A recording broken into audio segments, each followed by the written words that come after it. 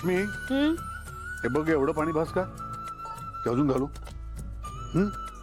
हो बस. ठीक आहे ना? अहो मी काय म्हणते, अहो वीणा आहे, मी आहे, आम्ही करतो ना, तुम्ही बसा ना. लक्ष्मी मला वाटतं तू विसरली आहेस, त्यामुळे तुला आठवण करून देतो. काय? थोड्याच दिवसांपूर्वी कोणाला तरी हॉस्पिटलमध्ये डिस्चार्ज मिळालाय. डॉक्टरनी सांगितलंय की अजून आरामाची गरज आहे, फार कामं करू नका, त्यामुळे घरची सगळी कामं तुम्हालाच करायची गरज नाहीये, मी आहे ना. हे बघ लक्ष्मी, शेवटी आपली काळजी आपल्या एकमेकांनाच केली पाहिजे ना. तुला जरी स्वतःची काळजी नसेल ना तरी मला तुझी काळजी आहे, कळलं? त्यामुळे थांब जरा. फोन वाजतोय का? हो वाचतोय तो, बघा तो आवाज एवढा हळू का ठेवलाय? आपल्याला हॉस्पिटलमध्ये जायचं ना वेंकीकडे, म्हटलं डिस्टर्ब नको. घ्या तरी आता, किंवा स्वतःच बोलते. अय्या हरीश, हॅलो बोल हरीश, काही कळलं का रे? बाबा मी आपल्या फॅक्टरी समोरच्या चहावाल्याकडे चौकशी केली. हा, त्याने ना त्या सीसीटीव्ही मधल्या माणसाला ओळखलं आणि त्याने त्याचं नाव डीडी डीडी असं सांगितलं. कोण असेल हा माणूस? अशा नावाचा कोणी माणूस मला तरी माहित नाही रे. म्हणजे मी ओळखत नाही अशा कुठल्या माणसाला.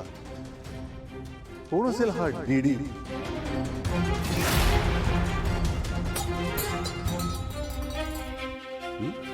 अरे लक्ष्मी, हरीश आता जरा फोन ठेवतो मी, नंतर आपण बोलूया. पण तू अजून काही माहिती मिळते का बघ. हो हो ठीक आहे बाबा, ठेवतो.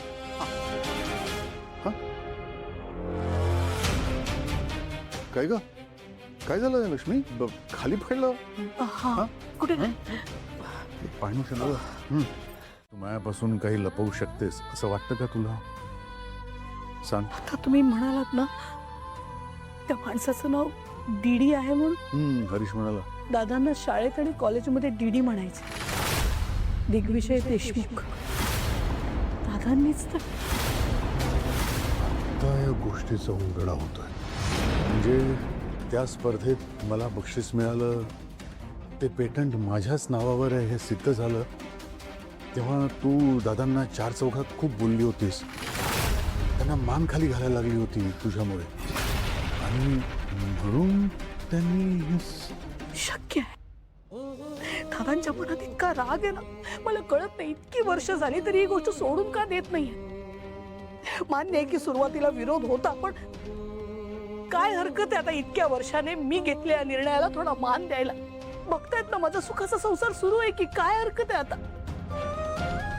अहो मला माफ करा, हे सगळं माझ्यामुळे होत आहे, माझ्यामुळे तुम्हाला त्रास. लक्ष्मी अगं काहीतरी काय बोलतोस तू? हे बघ, तू आधी डोळे पुस. रडायचं नाही, डोळ्यात पाणी नाही आणायचं. तुला वाटतंय तसं काहीही नाहीये. असा विचार सुद्धा कसा करतेस ग तू?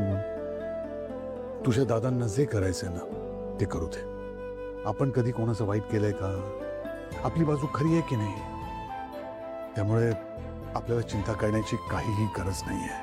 आणि लक्ष्मी एक सांगतो, आपल्यावर कितीही संकट आले ना तरी जोपर्यंत तू माझ्या बरोबर आहेस, तुझी साथ मला आहे ना, तोपर्यंत मी कुठल्याही संकटावर मात करू शकतो, खात्री आहे मला. पण असा वेड्यासारखा विचार कधीही करायचा नाहीये यापुढे. आणि घडणं सांगे, आणखी किती त्रास सहन करायचाय आम्ही? 40 वर्ष झाली ना, 40 वर्ष तेच करताय तुम्ही.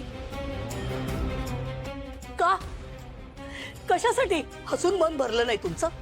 आम्ही न केलेल्या चुकीची आणखी किती काळ शिक्षा देणार तुम्ही? हॉस्पिटलमध्ये काय तमाशा लावलाय? आमची वाट सोडा, आम्ही काहीही केलेलं नाही.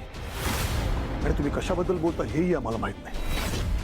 आणि सगळ्यात महत्वाची गोष्ट म्हणजे तुमच्या आयुष्यात काय घडतंय किंवा काय चालू आहे याच्याशी आम्हाला काहीही घेणं देणं नाही. कसं घेणं देणं नाहीये?